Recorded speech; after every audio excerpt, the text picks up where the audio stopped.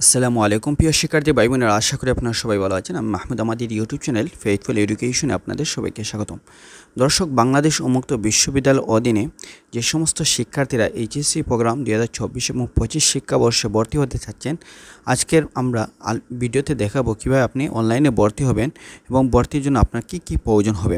আমরা জানি বর্তমান চলছে হচ্ছে জুলাই মাস, আর মাত্র হাতে গোনা কয়েকদিন বাকি রয়েছে। আমরা এর মধ্যে কিন্তু আমাদেরকে ভর্তি হতে হবে, অন্যথায় আমরা এসএসসির মতো এইচএসসিটাও বেসটা মিস করব। তো এখানে অনলাইন ভর্তি প্রক্রিয়া সংক্রান্ত বেশ কিছু লেখা রয়েছে। আপনার পার্সোনাল ইনফরমেশন, একাডেমিক ইনফরমেশন, এ ধরনের কিছু আপনার স্পেসিফিক আপনাকে তথ্য দিতে হবে। তারপর আপনি একটা টেম্পোরারি আইডি পাবেন, ইউজার আইডি পাবেন। তারপর আপনাকে পেমেন্ট অপশন সংক্রান্ত এখানে দিয়েছে। তো আপনারা যদি এগুলা সংক্রান্ত একটু পড়েন তাহলে আশা করি বুঝবেন। তো ভর্তির জন্য সর্বমোট প্রায় 4,600 মতো লাগে। এখানে 4,523 টাকা যদিও লেখা, আরও কিছু আপনার ব্যাট সহ 4,600 মতো কেটে যায়, 80 টাকার মতো। তো আপনারা চাইলে নিজে চাইলেও ভর্তি হতে পারবেন। তো আমি যদি আপনারা নিজে পারেন, তাহলে আপনার এখানে কমেন্ট বক্সে বা ডেসক্রিপশন বক্সে একটা লিঙ্ক দেবো, সেখানে ক্লিক করার পর এ ধরনের একটা ইন্টারফেস চলে আসবে। এখানে আপনারা ওপেন স্কুল, এখানে আপনারা ক্লিক করেন। এখানে ক্লিক করার পর আপনারা যদি ওপেন স্কুলে ক্লিক করার পর এখানে দেখবেন হায়ার সেকেন্ডারি সার্টিফিকেট প্রোগ্রাম, এখানে ভিউ সার্কুলার যদি ক্লিক করেন তাহলে আপনার সার্কুলার দেখতে পারেন, যেটা আমরা ইতিমধ্যে পরে শোনালাম। আর অ্যাপ্লাই নাও যদি আপনারা ক্লিক করেন তারপরে আপনার কিন্তু নেক্সট পেজে চলে যাবে। তো আমি আপনাদেরকে কম্পিউটার দেখে দেখাচ্ছি। তো আপনাদের সুবিধার্থে আমি অনেকগুলো লেখা আমার যে পার্সোনাল ইনফরমেশন সেগুলো আমি লিখেও দিয়েছি। তো অ্যাপ্লাই নাও ক্লিক করার পর আপনাকে কিন্তু স্টেপ 1-এ আপনাকে বেশ কিছু কাজ করতে হবে। স্টেপ 1-এ আপনাকে যেটা করতে হবে, আপনার হচ্ছে গিয়ে আঞ্চলিক কেন্দ্র আপনার কোন জায়গায় সেটা আপনাকে লিখতে হবে। আমার আঞ্চলিক কেন্দ্র সেটা ছিল সিলেটে, সেটা আমি সিলেট লিখে দিয়েছি। তারপর হচ্ছে গিয়ে আপনার যে সাব রিজনাল সেন্টার কোন জায়গায় সেটা আপনার এলাকায় যেটা আপনার সেখানে লিখে দিবেন। তো আমার সিলেট ছিল, সেটা আমি সিলেট দিয়েছি। তারপর স্টাডি সেন্টার, আপনি যে কোন একটা আঞ্চলিক কেন্দ্রের অধীনে অনেকগুলো স্টাডি সেন্টার থাকে, তো আপনি কোন স্কুলে ভর্তি হতে চাচ্ছেন সেটা এখানে লিখে দিবেন। তারপর আপনার হচ্ছে আপনি কোন মেজর বা আপনার সাবজেক্টে পড়তে চাচ্ছেন। তো এই আঞ্চলিক কেন্দ্রে কোন কোন আপনার গ্রুপ রয়েছে সেগুলো এখানে শো করবে। আপনি মানবিক, আমি হিউম্যানিটিস দিয়েছি মানবিক, আপনি মানবিক দিবেন। এই কাজগুলো করার পর আপনি এখানে নেক্সট বাটন দেখবেন, সেখানে আপনারা যদি ক্লিক করেন আপনাকে নেক্সট পেজে নিয়ে আসবে। তো নেক্সট পেজ অর্থাৎ স্টেপ 2-তে আসার পর আপনাকে বেশ কিছু কাজ আপনাকে কমপ্লিট করতে হবে। তো এখানে ঘাবড়ানোর কিছু নেই। আমার পার্সোনাল ইনফরমেশন আমি একজনকে অ্যাপ্লাই করে দিয়েছিলাম, সেগুলো তার হাইড করেছি। এখানে দেখেন অ্যাপ্লিক্যান্টস নেম অর্থাৎ স্টুডেন্টস নেম, সেখানে আপনাকে ইংলিশে লিখতে হবে।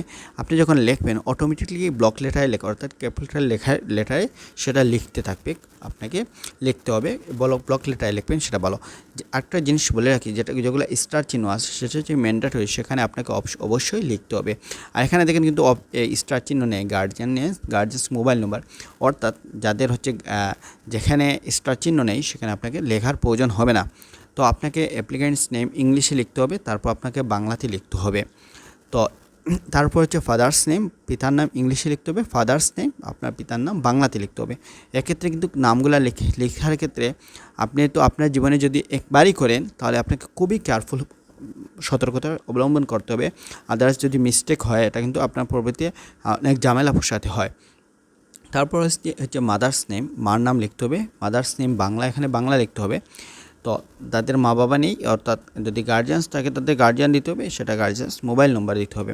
তারপর আপনার সেটা হচ্ছে আপনার ডেট অফ বার্থ অর্থাৎ জন্ম তারিখ দিতে হবে।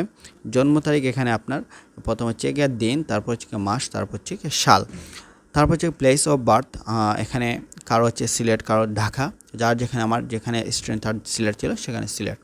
তারপর জেন্ডার, আপনি যে ছেলে যদি পুরুষ হন মেল দিবেন, আর যদি মহিলা হন তাহলে বালিকা হন তাহলে ফিমেল দিবেন। ন্যাশনালিটি আমরা সবাই সাধারণত বাংলাদেশ আপনার সিলেক্ট করব। আইডেন্টি টাইপ এখানে দুই ধরনের থাকে, একটা হচ্ছে কি আপনার ন্যাশনাল আইডি অর্থাৎ যেটা এনআইডি, আমরা সাধারণত যারা ভোটার আইডি কার্ড হিসাবে চিনি। আপনি যদি এনআইডি কার্ড দিয়ে রেজিস্ট্রেশন করেন তাহলে এনআইডি কার্ড সিলেক্ট করে আপনাকে এখানে আইডেন্টি নম্বর লিখতে হবে। এনআইডি যে 10 সংখ্যা, কারো 12, কারো 9 সংখ্যা, যার যেটা আছে সেটা লিখবেন। তারপর হচ্ছে আপনার সেক্ষেত্রে আপনার আমি বার্থ সার্টিফিকেট দিচ্ছি, সেজন্য আপনাকে এখানে বার্থ সার্টিফিকেট লিখতে হবে।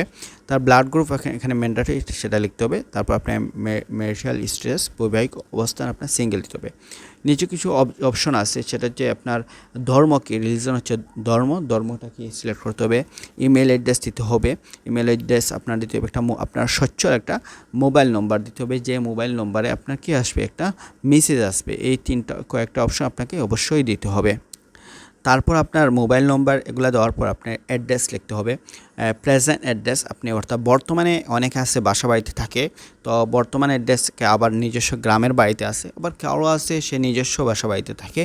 তো এক্ষেত্রে আপনার এনআইডি কার্ডের ক্ষেত্রে কোন ধরনের লেখা আছে, বা আপনি চাইলে প্রেজেন্ট অ্যাড্রেস একটা দিতে পারেন, বর্তমানে যেখানে বসবাস করতেছেন, আবার পার্মানেন্ট অ্যাড্রেস আপনার এনআইডি কার্ডে যেটা আছে সেটা লিখতে পারেন। তো প্রেজেন্ট অ্যাড্রেস আমি এখানে একটা লিখলাম, আপনার ভিলেজ বা স্টেট, আমার গ্রামের নাম যেটা আছে সেটা আমি লিখলাম। তারপর গ্রামের যে আপনার পোস্ট অফিস, অর্থাৎ যেখানে চিঠি আসে সাধারণত, অর্থাৎ ডাকঘর, পোস্ট অফিস যেটা বলি, সেটা পোস্ট অফিস কোন জায়গায় সেটা আপনাকে লিখতে হবে। পোস্ট কোড একটা লিখতে হবে। কখনো যদি কোনো প্রবলেম হয় সেক্ষেত্রে আপনাকে এগুলো কিন্তু খুবই প্রয়োজন হবে। তারপর ডিস্ট্রিক্ট লিখতে হবে, ডিস্ট্রিক্ট, তারপর জেলা, আপনার থানা বা উপজেলা সেটা কোন জায়গায় সেটা আপনাকে লিখতে হবে। এই অ্যাড্রেসগুলো যদি আপনার সেম হয়, তাহলে আপনার পার্মানেন্ট অ্যাড্রেসটাও আপনাকে সেমভাবে লেখার প্রয়োজন। সেম অ্যাজ প্রেজেন্ট অ্যাড্রেসের মতো সমান, বর্তমান অ্যাড্রেসের মতো পার্মানেন্ট স্থায়ী অ্যাড্রেস সমান, তাহলে এটা ট্রেডমার্ক অটোমেটিকলি এই লেখাটা এখানে চলে আসবে। এখানে যে এই লেখার মধ্যে আপনি ভুল করেন, এই মুখের ভুল আসবে। তো এই জন্য আপনাকে যেটা লিখবেন, দুইটা অ্যাড্রেস কিন্তু খুবই সতর্কতা অবশ্য অবলম্বন করবেন। তারপর যে বিষয়টা আমাদের লক্ষণীয়, এখানে একটা আপনাকে ছবি, আপনাকে একটা ছবি লাগাতে হবে। Must be in GPG format হতে হবে, মাস্ট বি 300 বাই 300 পিক্সেলের হতে হবে এবং 100 কিবির মধ্যে হবে। তো তারপর এখানে একটা আপনার নিজে একটা সিগনেচার, সেটা হচ্ছে আপনার সিগনেচার 300 বাই 100 হতে হবে। তো এগুলা সাইজ করা যায় গুগলে কিন্তু, আর যারা যদি পারেন না, অন্য কারো হেল্প নেবেন যারা পাবেন, আর যদি চান যারা এই বিষয়ে পারদর্শী চাই তাদের সাথে আপনারা যোগাযোগ করতে পারেন, বা আমাদের যারা হোয়াটসঅ্যাপ গ্রুপ রয়েছে সেখানে যোগ করতে পারেন, অ্যাডমিন দিয়ে আপনি এটা অ্যাপ্লাই করতে পারবেন। তো যেটা বলতে চাচ্ছিলাম, এখানে আপনার সিগনেচার, আপনার সিগনেচার কি, আপনি একটা খাতায় আপনার নাম লিখলেন, যেমন হচ্ছে আপনার নাম লিখলেন রাশেদ, আপনার খাতায় এভাবে রাশেদ লিখে এটাকে ছবিকে ক্রপ করে আপনার এই সাইজ আকারে লিখে যদি সিলেক্ট করে দেন হয়ে যাবে। এই কাজগুলো শেষ করার পর আপনি নেক্সট বাটনে যদি ক্লিক করেন, তাহলে স্টেপ 3-র মধ্যে নিয়ে আসবে। এই স্টেপ 3 হচ্ছে একাডেমিক ইনফরমেশন। স্টেপ 1 আমরা general information, personal information. Step 3 হচ্ছে একাডেমিক ইনফরমেশন। এক্ষেত্রে আপনি যেহেতু এইচএসসি প্রোগ্রাম বর্তমান ডিগ্রি, আপনার প্রথমে হচ্ছে এসএসসিটা দিবেন। তারপর হচ্ছে আপনার এসএসসিতে কোন বিভাগে ছিলেন, আপনি যদি সায়েন্স হন তাহলে সায়েন্স, যদি আর্টস হন, আমরা সাধারণত হিউম্যানিটিস মানবিক ছিলাম, হিউম্যানিটিস লিখছি। তা আপনার কোন বোর্ডের অধীনে দিয়েছেন, আপনার হচ্ছে যদি সিলেট বোর্ড, ঢাকা বোর্ড, শিক্ষা বোর্ড, অন্যান্য বোর্ড আছে। তো আপনার সাধারণত যদি open university, Bangladesh open university select করবেন। এই অধীনে আপনি কোন ইনস্টিটিউট থেকে পড়েছেন সেই ইনস্টিটিউটের নাম লিখবেন। এই নামটা আপনাকে কিন্তু টাইপ করে লিখতে হবে, সেক্ষেত্রে আপনার নামটা খুব সতর্কতা অবশ্যই লিখবেন। যে বিষয়টা সবচেয়ে লক্ষণীয়, আমরা জানি উন্মুক্ত বিশ্ববিদ্যালয় রেজিস্ট্রেশন নম্বর, রোল নম্বর নেই। আমরা যদি একটা আইডেন্টি কার্ড পাই, সেখানে শুধু স্টুডেন্ট আইডি নম্বর দিয়ে কয়েকটা নম্বর আছে, 210, 10, 203, এরকম কয়েকটা 10টা সংখ্যার মতো প্রায় একটা নম্বর রয়েছে। এই নম্বরটা হচ্ছে আমাদের রেজিস্ট্রেশন নম্বর, এই নম্বরটা হচ্ছে আমাদের রোল নম্বর। এক্ষেত্রে আমরা রেজিস্ট্রেশন নম্বরের ক্ষেত্রে এই নম্বরটা বসাবো, এই যে আইডি কার্ডে ছিল সেম নম্বরটা আমরা রোল নম্বর বলো। যারা জেনারেলে পড়েছেন তারা তো রেজিস্ট্রেশন নম্বর আলাদা রয়েছে, রোল নম্বরটাও আলাদা রয়েছে। বিষয়টা বোঝানোর জন্য আমি একটা জিনিস দেখাই। একটা জেনারেলের আপনার আমরা জেনারেলে একজন এসএসসি থেকে জেনারেলে ভর্তি হওয়া যায়। তো এসএসসি তথ্যর ক্ষেত্রে রেজিস্ট্রেশন নম্বর, রোল নম্বর কিন্তু এই যে আমাদের একজন ক্যান্ডিডেট রয়েছে, উনি হচ্ছে এসএসসি উন্মুক্ত করছিল, এখন জেনারেলে এইচএসসি ভর্তি হতে চাচ্ছে। এখানে কিন্তু সে বোর্ড দিয়েছে বাংলাদেশ ওপেন ইউনিভার্সিটি থেকে, তার রোল নম্বর, রেজিস্ট্রেশন নম্বর এই যে সেম, হিউম্যানিটিস। তো এই বিষয়টা আপনারা এখানে কাজে লাগাতে পারেন। এই বিষয়টা আপনারা যারা মিস্টেক করেন খুবই সতর্কতা অবলম্বন করবেন।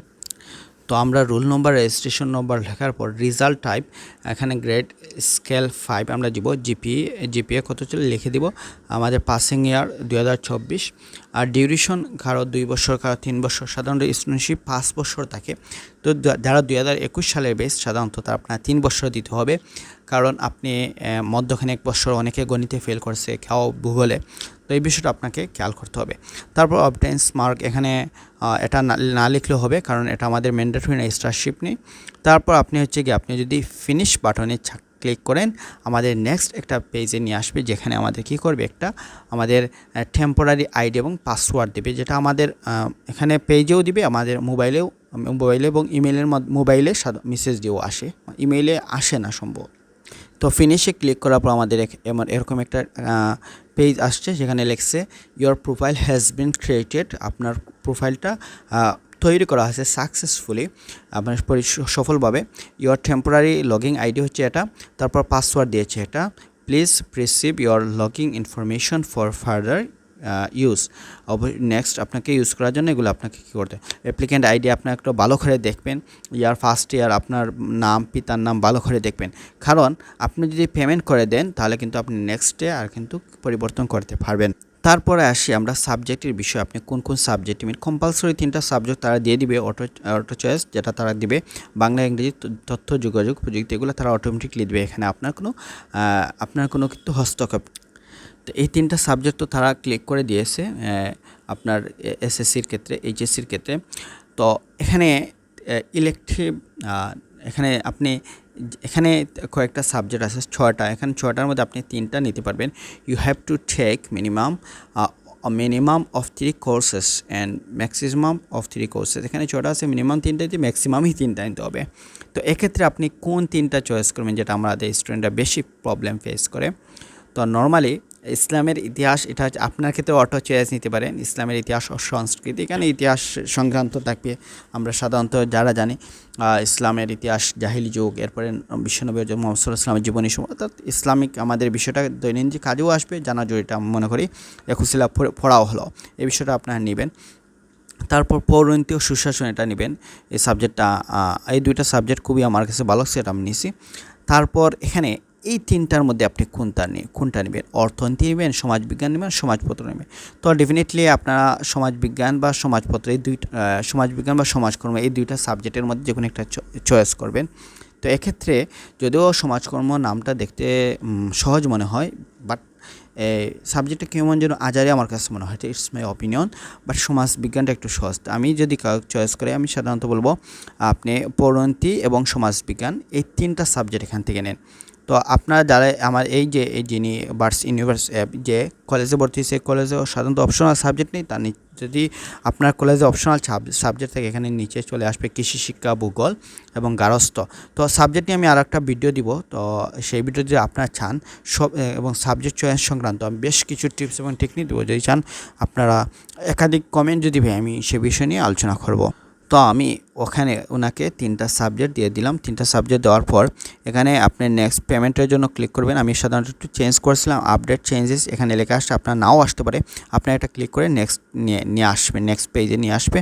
এখানে আপনার পেমেন্ট, সর্বমোট পেমেন্ট দেখাবে, একাডেমিক ক্যালেন্ডার, অ্যাডমিশন ফি এসে এভরিথিং দেখাচ্ছে। তো নেক্সটে আমরা পেমেন্ট অপশনে যাওয়ার পর এখানে বিকাশ, রকেট, ভিসা কার্ড বিভিন্ন অপশন আছে।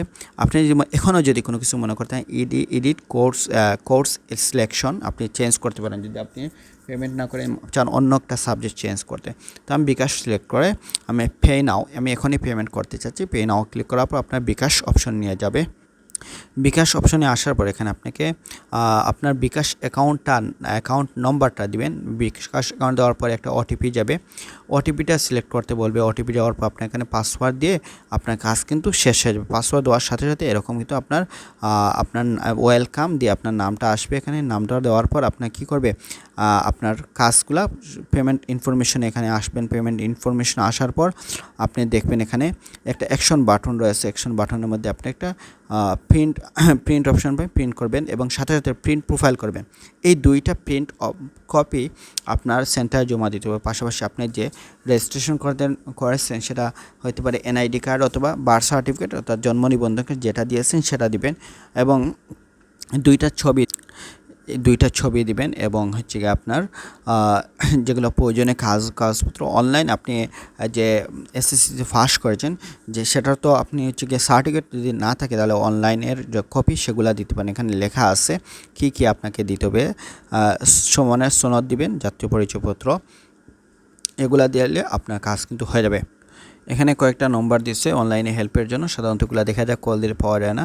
তো আপনাকে কল দিলে বা আপনাদের যদি অনলাইন কোনো সহযোগিতা প্রয়োজন হয়, আমরা বাংলাদেশ উন্মুক্ত বিশ্ব এসএসসি এইচএসসি পরীক্ষার্থী আমাদের একটা গ্রুপ রয়েছে। এখানে কিছু শর্ত সাপেক্ষে আছে। গ্রুপ উদ্দেশ্য পরস্পর সহযোগিতা করা, পড়াশোনা ছাড়া কোনো আজেবাজে কথাবার্তা না বলা, এই ধরনের কিছু শর্ত সাহায্য রয়েছে। এবং আরেকটা গ্রুপ রয়েছে সেটা উন্মুক্ত এইচএসসি। তো আপনারা যদি চান এই সমস্ত গ্রুপে জয়েন হতে পারেন, সেই জন্য আমাদের ডেসক্রিপশন বক্সে এই গ্রুপের লিঙ্ক দেওয়া থাকবে, সেখানে জয়েন হবে অথবা কমেন্ট বক্সে কমেন্ট করলে আপনাকে দিয়ে দেওয়া হবে। তো এই পর্যন্ত সবাই ভালো থাকুন। আশা করি ভিডিওটা বুঝেছেন কীভাবে আপনি ভর্তি হবেন। যদি কোনো কিছু না বুঝেন অবশ্যই কমেন্ট করে জানাবেন, অথবা কমেন্ট বক্সে বা ডেসক্রিপশন বক্সে যে নম্বর দেওয়া থাকবে আমাদের সেই গ্রুপে জয়েন হবেন এবং অ্যাডমিনের সাথে যোগাযোগ করে তাদের সহায়তা নিতে পারেন। তারা আপনাকে আপনার অনলাইনটা কাজ করে দিবে। এ পর্যন্ত সবাই ভালো থাকুন, সুস্থ থাকুন। আল্লাহ হাফিজ।